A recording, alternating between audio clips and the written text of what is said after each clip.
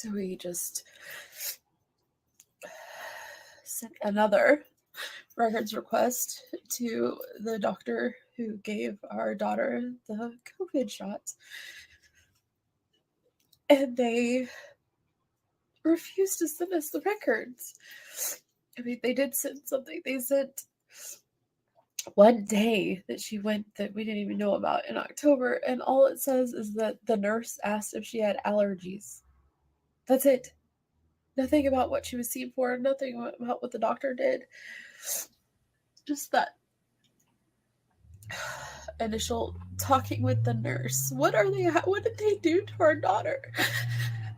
That they're refusing to tell us. I don't understand why they won't give us the records. I am so angry right now. What did they do to her?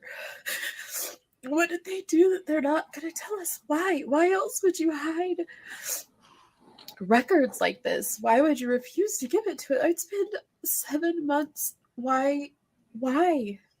Have they still not gotten us the records? We've asked for them at least weekly.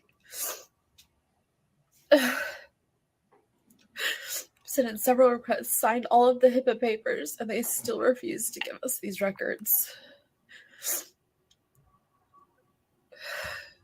What do we do? Well, this is Taylor Martin. That's Trista Martin's mother.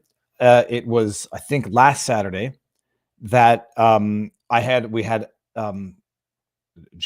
and Taylor Martin on talking about their 18-year-old daughter, Trista, who passed away 3.5 months after a Pfizer jab. And we talked about it in great detail. If you haven't seen that, go check out the interview. I mean, you can watch the story. Not many people know about the story, or I suspect more now. I had only run into or become aware of Alan Martin on Twitter because of a tweet that he posted, which broke my heart. I've been reading the tweet, and then I reached out, and they came on and explained it. 18-year-old daughter, as with many other cases that we've heard of, totally healthy. That's it. Passes away in November 2022 after having, unbeknownst to the parents, gone out and decided to get the jab in July.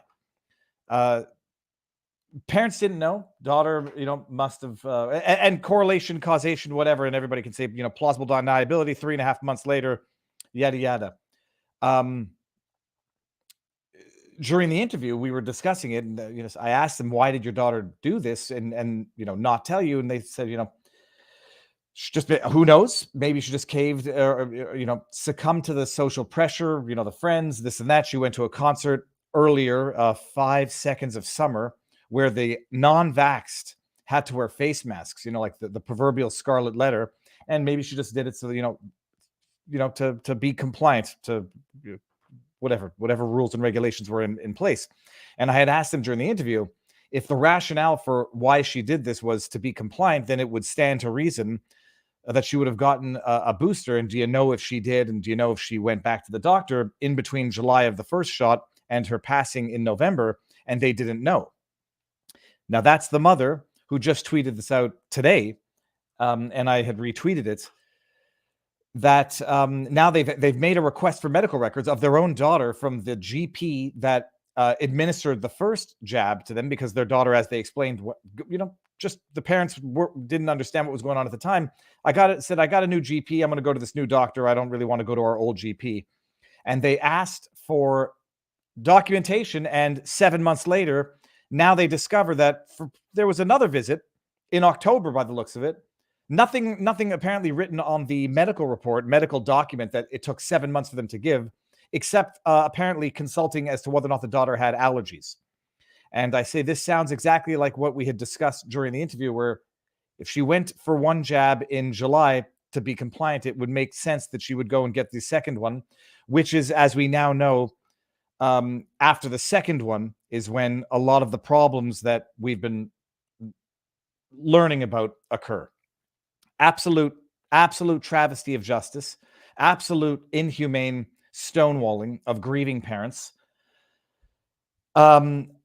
that was the update. So now I was late because Yeonmi is not yet here, and I'm sitting here thinking if something has come up and she doesn't come, I'm not gonna. I don't know how long I'll wait and not go live, but there's always stuff to talk about. In the meantime, to the extent that Yeonmi Park does come, as there's a lot of people in the chat screaming a lot of things which are very, very interesting. Glowy, heavies. I don't know what the word heavies means. Paid operative. What people don't believe her story. It's actually quite fascinating because I've followed Yeonmi, listened to multiple podcasts, read up, and I get when people say glowy, fed, liar. Typically, when people go to assassinate someone's character because of what they're saying or what they decide to say publicly, it's an indication oftentimes that someone is over the target. Sometimes it does actually happen that someone is not honest about their past or is making up a story that is untenable. But usually, in fact, oftentimes, AKA Jussie Smollett, AKA others, the internet picks apart the details very quickly, and we are able to learn what the truth is and where the lies are. For someone who's written 2 books now and has done countless interviews, and people try to pick on what they seem to think are subtle inconsistencies or subtle variations of a story of what of her experience recounted from one interview to the next. And I got to tell you something. It's a very interesting thing, the attacks on Yeonmi Park, and whether or not it coincides with Yeonmi Park's attack critique of woke culture in the America that she now calls her home. I think it's more telling that these attacks on the character coincide with the attack on what is known as the oppression Olympics in the United States, woke culture, victimhood, obsession in the United States. That's where I'm noticing the connection. But if she doesn't actually, if something does come up and we don't get her on today, I'm going to talk about some other stories in the meantime. That was the update for Alan and Taylor Martin, whose daughter Trista passed away at 18 years of age, 3.5 months after what is known to have been the first jab, because her friends told her parents while she was in the hospital on her last day that we should probably tell you that she did this, and didn't want to tell you because she didn't want, she knew her parents were not necessarily supporting of it. That's it. All right. Calling her a Fed is an insane cope. It also doesn't make any sense because it would be one of two things: that the Fed would have to hire somebody, pay somebody to spread rumors about North Korea, which means that anybody saying she's a Fed is tacitly, implicitly, or indirectly suggesting that the atrocities are not occurring in North Korea. Or if they are in fact occurring, people can admit that and still think she's a paid Fed. That's to say that they couldn't actually just find an actual victim of North Korean tyranny, oppression, atrocities. It doesn't make sense. To say that over 10 years, some parts of the story that she tells of her escape from North Korea might have varying details. It would be even weirder, and I could say this, as having practiced law for over a decade, it would be even weirder if someone's story of traumatic experiences does not vary in any way, shape, or form over time. Memory fades, and also memory is not perfect. But it would be more suspicious if the story remained exactly the same over time, I would say, AKA rehearsal-esque. It's at 3:00 and I'm an idiot.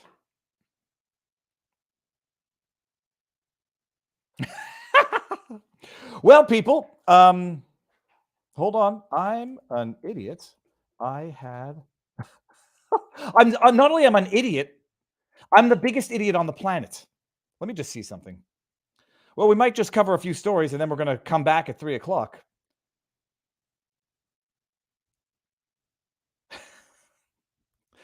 What the hell is my problem? Have I gotten confused on a time difference here?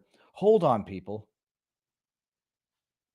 Now I'm sweating internally. No, I'm an absolute idiot. I'm the biggest idiot on the planet.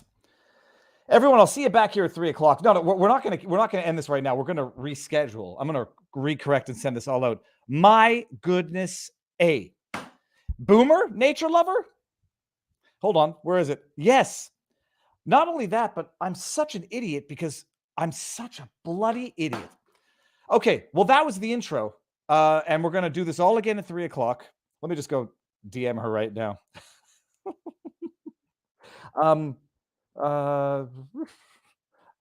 Let's see here. I'm an idiot. I started at 1 for some reason. See you at 1500. Whether or not this all goes back from a stupid typo. Well, this is good. Now we get to talk about. Oh my goodness! I'm going to go change the title. At least, let me just change the title now so that. God, I'm stupid.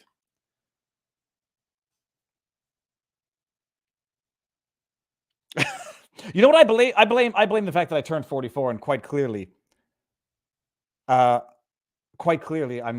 losing my mind. Okay, so Yeonmi Park is going to be here at 3 o'clock, and today is also kind of a busy day. Yeonmi now at 3 o'clock. InfoWars at 5 o'clock. Unlearn 16. We're going to be talking again at 6 o'clock, and then Primetime 99, Alex Stein at 7:45 or something like that. I'll have to check my schedule now. Okay, everybody. Let me just pull up a couple of articles. So let's just talk about this. The DeSantis Twitter Spaces yesterday. People were disappointed. Nature lover. We'll talk about DeSantis now. Oh man! So I made another mistake. It wasn't a mistake because we had planned our sidebar yesterday with Rachel Alexander before DeSantis and Elon Musk have the audacity of planning their presidential announcements the night of our sidebar. If anybody didn't watch our Rachel Alexander interview as a result, if you want to understand the depth and pervasiveness of the corruption in Maricopa County, Arizona, go watch that interview. Holy sweet merciful goodness, did I not even appreciate it. DeSantis announces his presidential run yesterday. What I find fascinating in all of this is the degree to which the infighting is relentless, remorseless, and absolutely divisive, where I think it would be a lot easier if people said, okay, it's entirely possible in the Republican primaries that we're going to have two good candidates that people like, and that we'll let them duke it out, and whichever one wins, and the other ones will decide if they want to support the one that won that might not have been the one that they were supporting. No. 231 Dirty Secret. I watched a bit of it before, and then I caught up with it afterwards. So I know what happened, and I'll get into that in a second. But I've got the funniest thing on earth. Okay, if everyone can just bear with me for 1 second, I'm just going to edit. Random Viva is an idiot.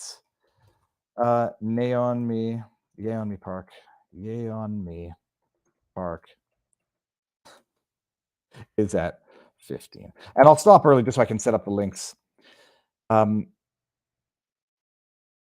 Wait till my 50s. It doesn't let me edit while I'm live. Okay. I listened to it. DeSantis does not exude energy. Not to compare his delivery to Jeb Bush. I think it's a little bit better than Jeb Bush. But if we're anticipating what Trump is going to say by way of attacks or critiques, it's not the most enthralling presentation. It sounds a little scripted. In fact, it sounded like DeSantis was reading from a script at some point in time, at least with the early intro questions.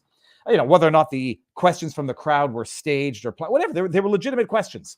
If I had my question in there, like I said during the interview yesterday, I would have asked him, if he regrets not defiantly standing up for Trump, facing all these criminal accusations, civil lawsuits, etc., because they're going to do it to DeSantis if he becomes the nominee, because that's how they roll. And if you don't defend, even if it's your adversary now against these injustices, well, who do you think is going to stand up and defend you when they come for you? So it wasn't the most exciting thing in the world, but I'll tell you what, the glitches and the media harping on the glitches. What was it? They had something like 700,000 people in a Twitter space and it crashed.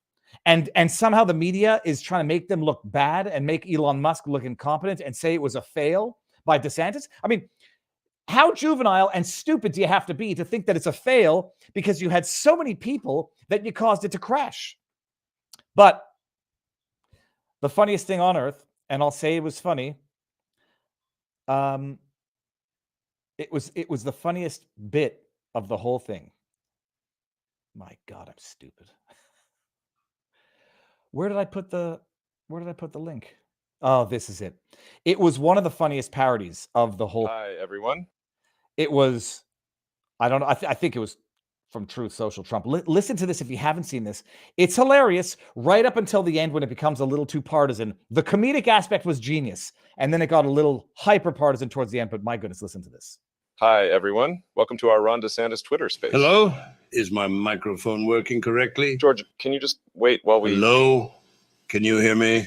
We can all hear you, George. Can you just hold on for a second? Hilfa, I don't think they can hear me. I can hear you fine, George. Just speak to the I don't think George knows how to use Twitter. Hello? Can you hear me now? Can I please make my big announcement now? Everyone just... Hello? Just shut up, George. Can somebody just mute George? Dick, could you try not to cough on the... Okay, so how are we going to take out Trump, you guys? Guys from the FBI, this is not a private call. This is a public Twitter space. Everyone can listen in. God damn it. I mean, this is comedic gold. Anyway, guys, we invited everyone to this this Twitter space so Governor Ron DeSantis could... Everyone just shut the hell up so I can make my announcement, okay? You go, girl. Wait, the devil is gay? So what? Everyone in this call is gay. I happen to know every single one of you has a secret gay lover hidden in your closet. Mein Führer, ich kann nicht zulassen, dass die Soldaten, die für Sie verbringen. Guys, can we please just calm down? Oh, God, that cough. So anyway, guys, I just wanted to announce that I'm... Okay, I can hear the governor very well. Shut up. Would you please shut up already? I'm running for fucking president, okay? Yeah, we kind of already knew about it. Know, Governor. Congratulations, Governor. Well, that concludes our Twitter space for today. Thank you to all of our... Hold your horses, Elon. The real president is going to say a few words. The devil, I'm going to kick your ass very soon. Hitler, you're already dead. Dick Cheney sounds like you'll be joining Hitler very soon. Klaus Schwab and George Soros, I'm putting both your asses in jail. And Ron DeSanctimonious can kiss my big, beautiful 2024 presidential ass. Trump 2024, baby. Let's go. Okay, you know what? I take it back. That's just funny all around. So that was one of the parodies that came out of it because they had technical difficulties at the beginning that the media ran with. Oh, man, that's funny. Whoever did that deserves a raise. So technical difficulties aside, you have Mehdi Hassan making jokes about it, thinking that it's an own, that, oh, my goodness, it crashed after 700,000 people, and they only had 300,000 people watching it when I was watching it. AOC saying, oh, they had 300,000 people. I had more people watching me play, what is that stupid game called? Among Us. The AOC saying that was a fail because she gets more people watching her play Among Us.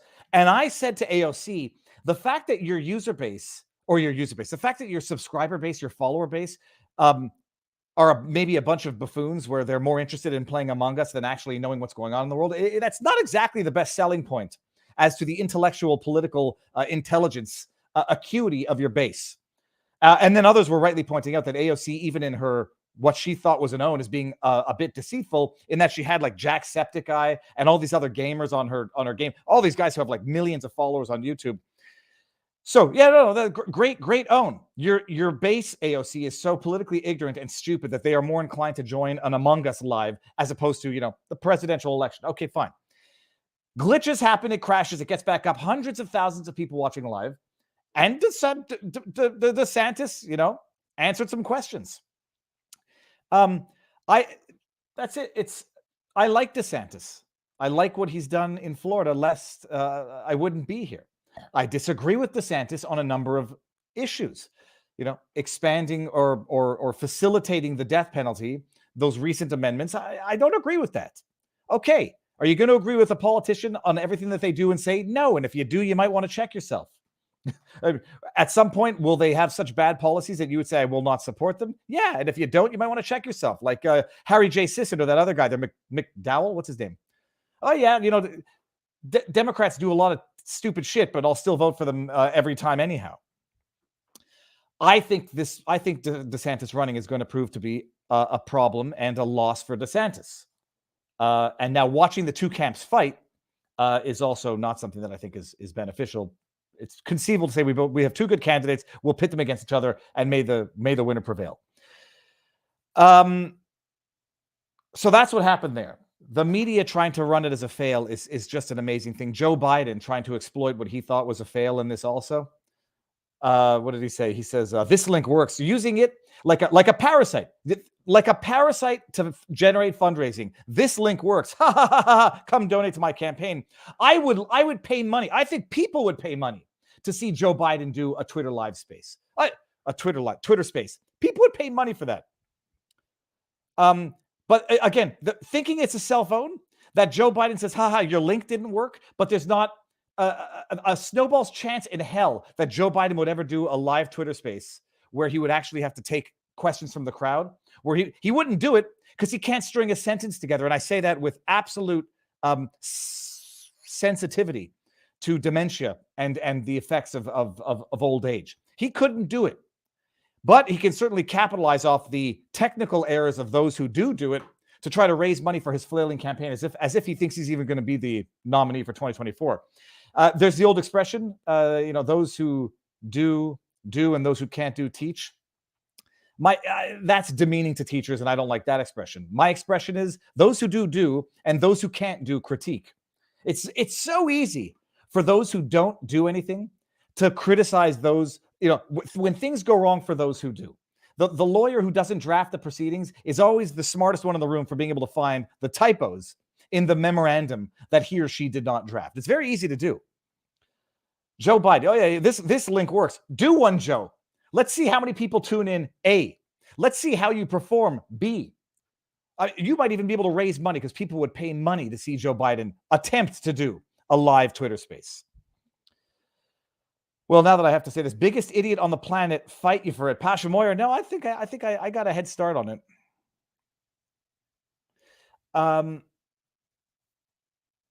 Okay, and then there was a Rumble rant. There was Finboy Slick. Okay, I hope these are not accidental multiple Rumble rants. Forgot to mention it also here. Finboy Slick, people only watched AOC playing Among Us because they like the idea of her being thrown. Hey now. Finboy Slick, well now, there's only one solution. You'll need to make this a 4-hour stream. No, I can't. I got to go set up the links and send to the right link now. Damn it, Viva. I was trying to start the stream with a playful, funny jab at you being late, and now I'm too bummed out to do it. Y'all are going to have to come back at 3 o'clock, and I got to go and really fix everything up here. So DeSantis, it's a good governor.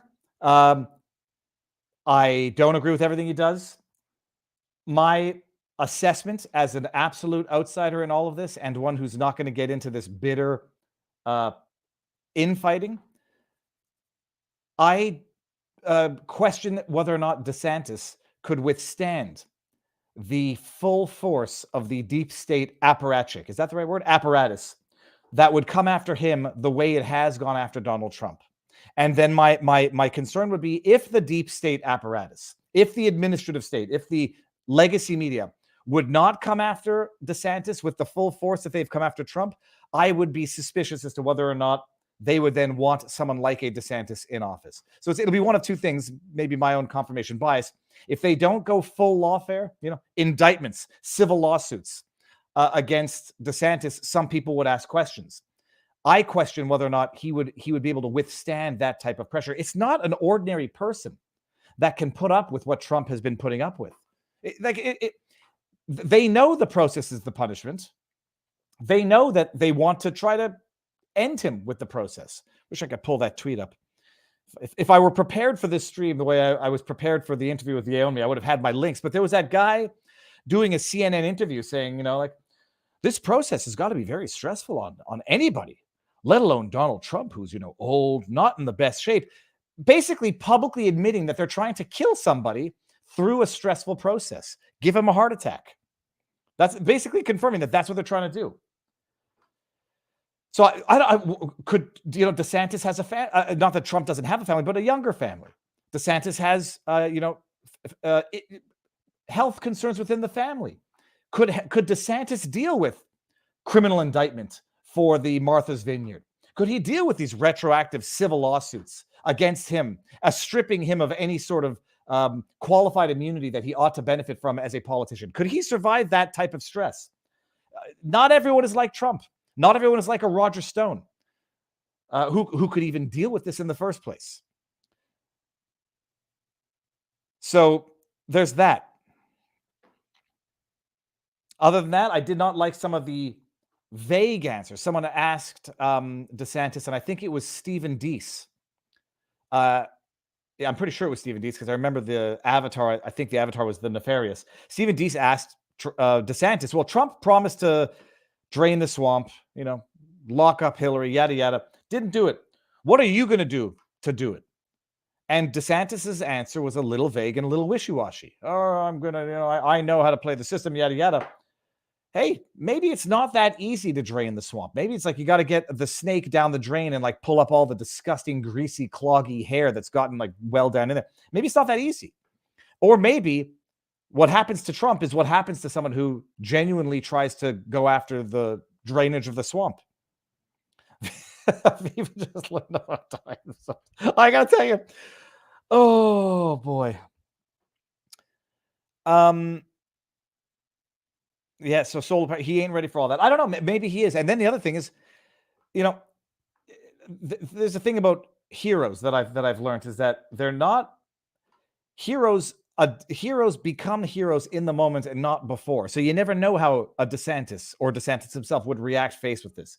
And then people are either made to be heroes because of the circumstances that are thrust on them, or they do not become the hero in the moment.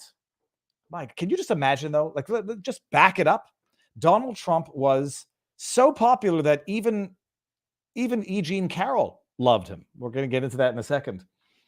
Trump was loved by America. Cameo in Home Alone 2. Home Alone 2. Won the Ellis Island Award back in the late 90s, I believe, for contributing to the brotherhood of humanity. He was a mogul, beloved reality television star. Only became a racist in 2015 by my lived experience. What he went through running for president, as president, post-president, the maligning, the attacks, the accusations of racism 2015, the accusations of Russia collusion 2016 to 2019, undermining his presidency, the impeachment for the quid pro quo, which was a quid pro quo that was one that Joe Biden performed. Impeachment number 1, bullshit. After 3 years of Russiagate, bullshit. Impeachment number 2, go home peacefully, protest peacefully. We are the party of law and order. Impeachment number 2, after he gets out of office, all of a sudden, sexual harassment lawsuits. All of a sudden, indictments from George Soros, indirectly funded district attorneys, Alvin Bragg.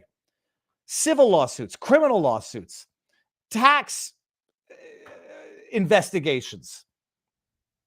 Can you imagine that? Like, who can deal with that? Who the hell wants to deal with that? Who the hell needed to deal with that?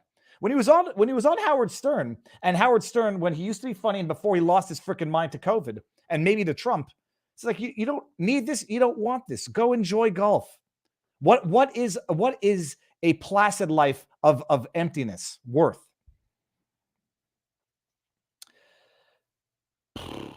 So that's that.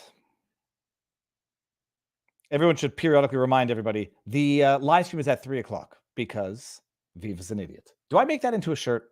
If I don't make it into a shirt, the trolls are going to make it into a shirt. And whether or not. So anyways, that's it. You listen to DeSantis's responses.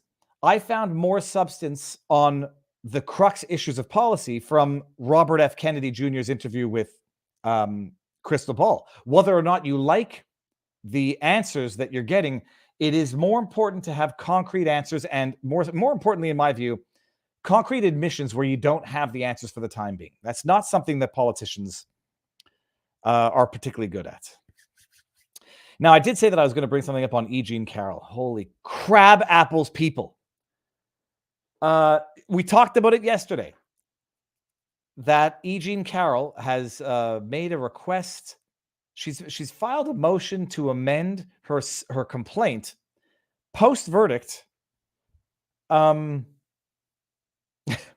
increase the damages from Trump because of the statements that he repeated at the CNN town hall. And I said, look, if E. Jean Carroll is serious about justice, she has got to go sue CNN for facilitating Trump's continued defamation. She has to. If she doesn't, she's a hypocrite. I'm joking about that. We probably know that part by now. Are we looking at the same tweet here? Hold on, I can't see what I just did. Yeah, so the Krasenstein brothers, I'm going to figure them out. I've actually had to mute one of them because I don't know why, and it's not because I find it irritating that my entire Twitter feed is taken up by the Harry J. Sissons, and I know it's in part in light of my engagement with them, but I found that the interactions were no longer producing anything of value. I was no longer getting anything of value out of it. So that's one of the Krasensteins. The other brother is, I don't know, still a little bit. So Brian Krasenstein writes this tweet. This week, E. Jean Carroll, who already won a $5 million verdict in her favor against former President Trump, decided to seek another $10 million in damages from Trump's post-verdict statements on CNN. What does Trump go and do today? He attacks Carroll again by implying she's a stalker. Is Trump just not worried whatsoever about the woman vote, or is his anger clouding his vision?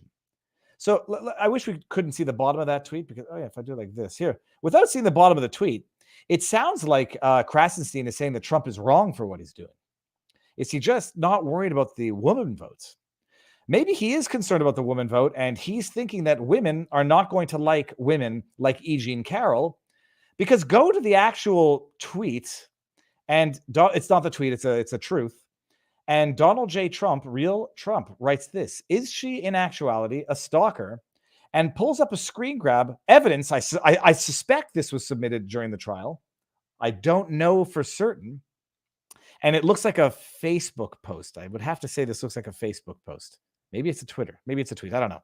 E. Jean Carroll, April 22, 2012, which would have been, 90-something to 0-something, which would have been 15-ish years after the alleged, no, hold on, what's my problem? 96 to 06 is 10 years. 90s to the 2000s.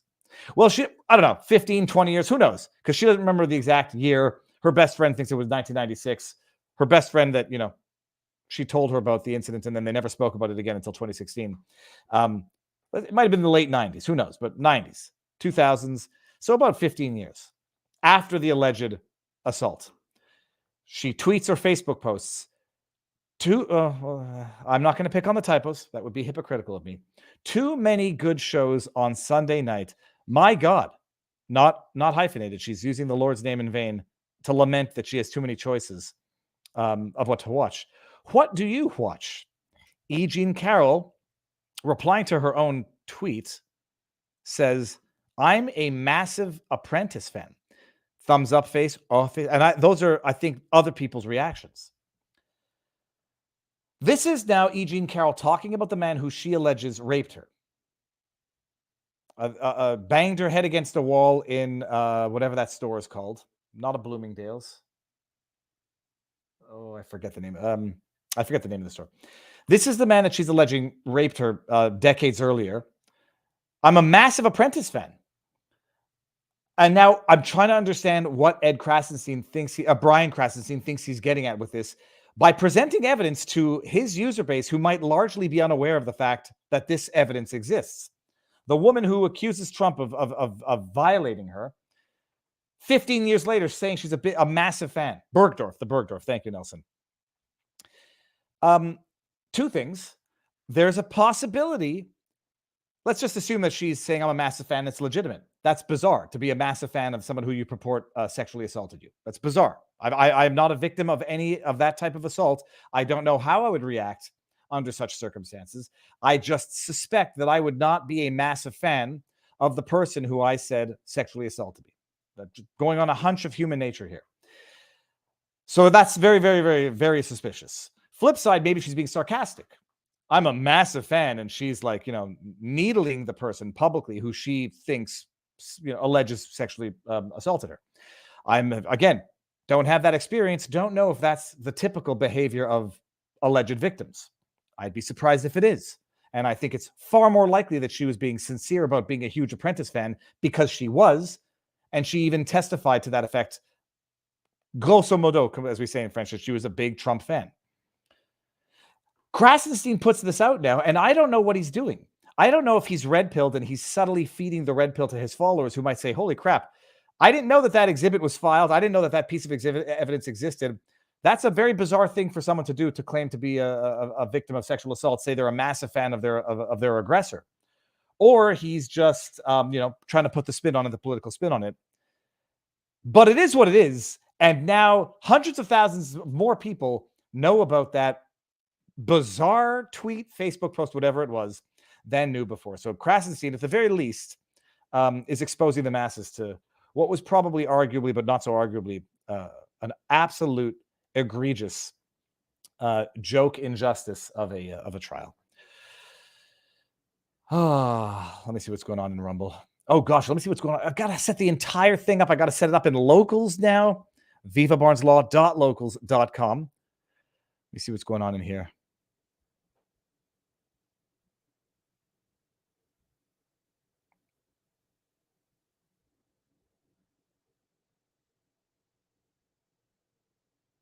I have to go follow the discussion in locals after this.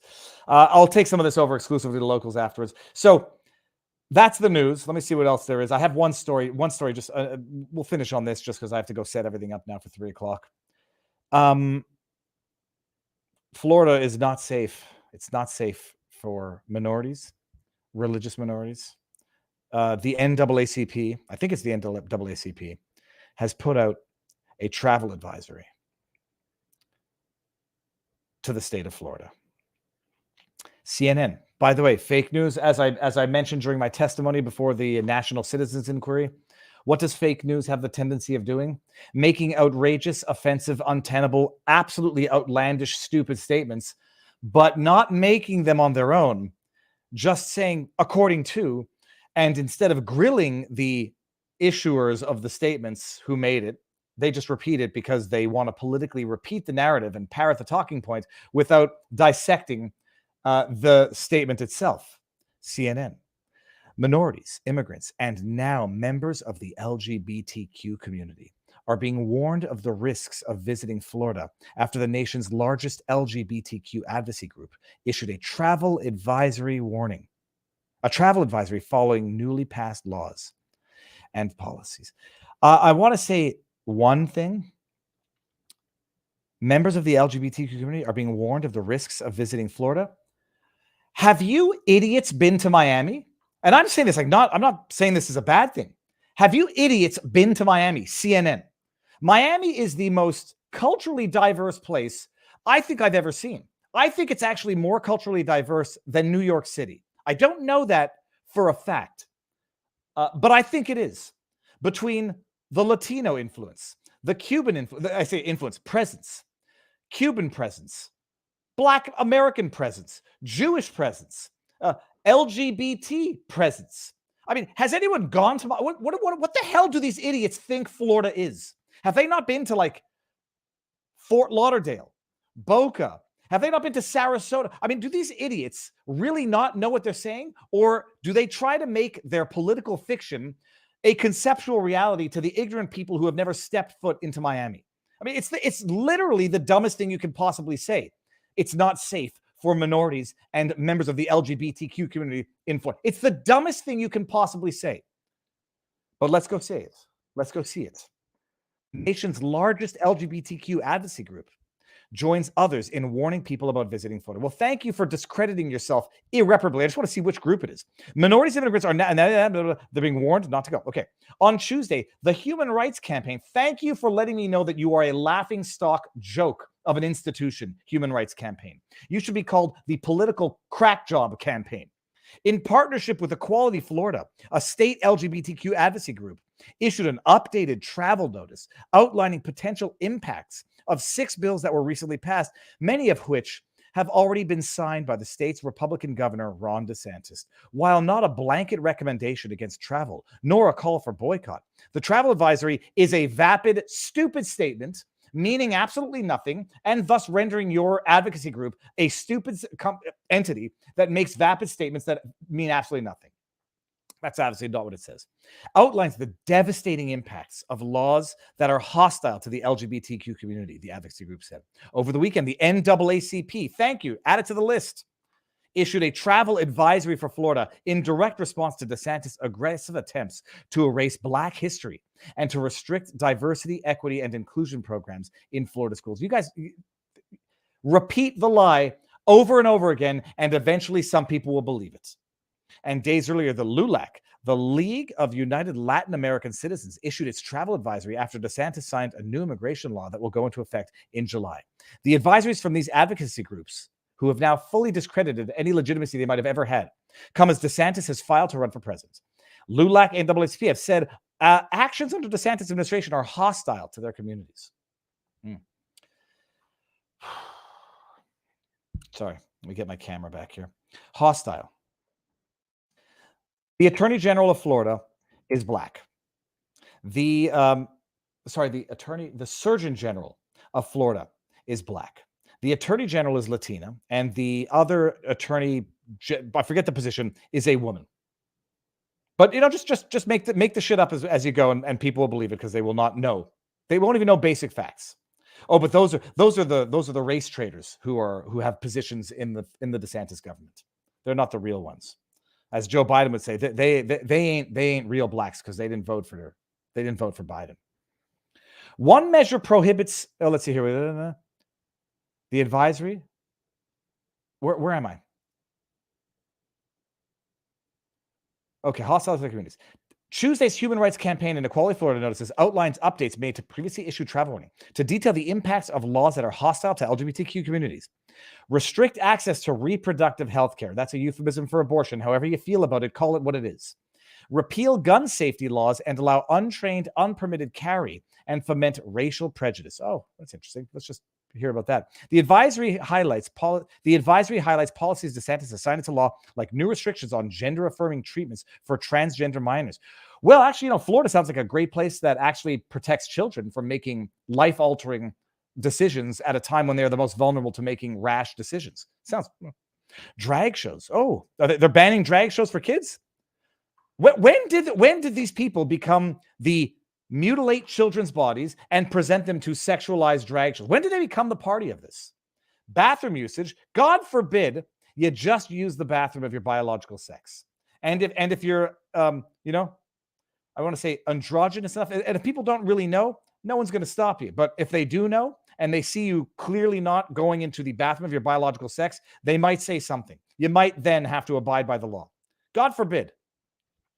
And which pronouns can be used in school? Interesting. LGBTQ advocates in the state criticize the legislation as a larger effort to erase them from Florida schools and from society, to erase them. Because you can't mutilate children's bodies and you have to use the bathroom of your birth sex. You're being erased from society. And then don't say gay, Bill. How are teachers going to say that they're married to another teacher? They're going to have to start taking the pictures of their spouses off their desks if they're gay. Bullcrap. It's been bullcrap from day one. But run with the bullcrap. The people who want to eat the bullcrap will eat the bullcrap and spew it back out. It's a bullcrap salad. One measure prohibits transgender children from receiving gender-affirming treatments. Oh, gender-affirming treatments, puberty blockers, irreversible medical treatment. And I was watching Billboard Chris interview people in Scotland who are like, oh yeah, after you take the puberty blockers, you just stop taking them and your puberty just recommences. No, it doesn't. And if you think that, you're an ignorant buffoon. Including puberty blockers. What do they call them? Block puberty hormones. Yeah, okay, fine. Under the law, a court could intervene to temporarily remove a child from their home if they receive gender-affirming treatments, if they receive genital mutilation or chemical castration. That's a bad thing? These idiots want to listen to their children's whims. There's a reason why children don't have legal agency. There's a reason why they have adults who are supposed to protect children from themselves. Oh my goodness, this, if you ever get into the article, now you see why they say it's unsafe. It's unsafe because they won't let children mutilate themselves. DeSantis also signed a provision restricting teachers, faculty, and students from using the pronouns of their choice in public schools if it's not in conformity and compelling other people to do it. It's an amazing thing. Who are you to control my language, DeSantis? Oh, who are you to control my language, DeSantis? You call me they. You call me Zer. The bill declares that it must be the policy of the schools that all persons' sex is an immutable biological trait, and it is false to use a pronoun other than the sex on a person's birth certificate. It is also affirmed that sexual orientation and gender identity cannot be taught in schools through 8th grade. God forbid you shouldn't sexualize children in kindergarten to grade 8. Does anybody read this article after they get past the headline and think that they shouldn't go to Florida? My goodness, I'm reading this and I'm thinking like, this is the best advertising imaginable for Florida. Even if you are a member of the LGBTQ community, it's not because you're lesbian, gay, that you agree with child genital mutilation. In fact, there's a big movement of people who do not agree with any of this crap. Gays, lesbians, coming out and saying, I'm a lesbian. I'm attracted to other women. I'm a biological woman. I'm attracted to other biological women. I won't be called a TERF because I'm not going to be compelled into relations with a biological male who claims that he's a woman. And I'm not into mutilating children. I'm not into puberty blockers for children that screw up their bone density, screw up their fertility, screw up their ability to achieve climax when they come off these medications. There's a lot of gays and lesbians out there who are just as offended by all of this and who are no longer going to let their names be hijacked by these activists. Florida doesn't sound bad based on all this. And if it does sound bad to you, you might be the problem. Just throwing that out there. Okay, people. Oh, there are 2 Rumble rants, which I'm going to bring up because I don't know. I see flashy red. I want to see what this looks like here. Here, hold on 1 second. And then we're going to end this because I got to get started on getting things set up a second time. Ginger Ninja 1776. How you doing, Ginger? A Rumbler is never late, nor is he early. He arrives precisely 2 hours before he means to. Canadolph, the Going Gray. Oh, my goodness. And we got Ginger Ninja is now a monthly supporter on the Rumbles. Thank you, Ginger.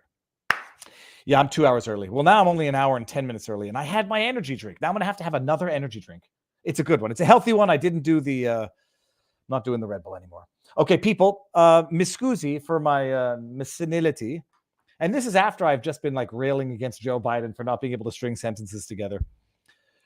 Rumble rants, people. I'm going to go do 10 minutes on locals to see what the discussion was in locals. So everybody come back at 3 o'clock. Sorry for the absolute screw up. Going to have to reorganize a couple of things with my wife. And that's it. Man, if I had known, I was sitting at the car place. I had my car service this morning, and I'm freaking out about having to get back by 1 o'clock. On the way back, I ran into it's so weird. Like life is weird. I'm driving through an intersection, and I see somebody on the streets who has a sign, and it says he's a religious guy on the street. What did he call himself? A street witness is how he described himself. And I had just sent out a tweet, and I saw this person immediately after I sent out the tweet, and I'm like, that's it. I'm gonna pull over. I'm gonna ask this guy if I can ask him a question, record it, and put it on the internet. If I felt comfortable with our interaction, I did, and I will. And it's very interesting. Go to locals, everybody. You'll see it there in a bit. But it's a very interesting thing to see a street witness preaching his faith in religion, Christianity, Jesus Christ. And I asked him from my own perspective, someone who sees the value in the representation, but has great difficulty accepting the literal nature of religion. And he had his answer and had his belief. But it really very much reaffirmed my impression that people need something. People need faith. People need to believe in something greater, lest they succumb to a moral black hole, a moral vapitude. Vapitude? That's my word now. Vapitude, vapidity. People need to believe something, and if they don't, they end up believing in nothing or worse. And I was just thinking, like, how you have a religious person having an argument with a faithless person, or let's just go even one step further, a demonic person who says, I don't believe in any of it. I don't believe in any need to be just, righteous, honest, good. And There's nothing that you can do to compel me to believe that, and I think you're an idiot for thinking it. That battle between right and wrong, good and bad. I mean, it's a conceptual battle in my head, meandering. The patiousness. What did I say? Vapitude? What was the word I even used? I'll have to go back and look at it. So that's it. Okay, guys, I'm going to end this on Rumble, YouTube, in that order. Go over to Locals, talk over there for a few minutes, and then set everything back up and be back at 3 o'clock. So thank you, and sorry.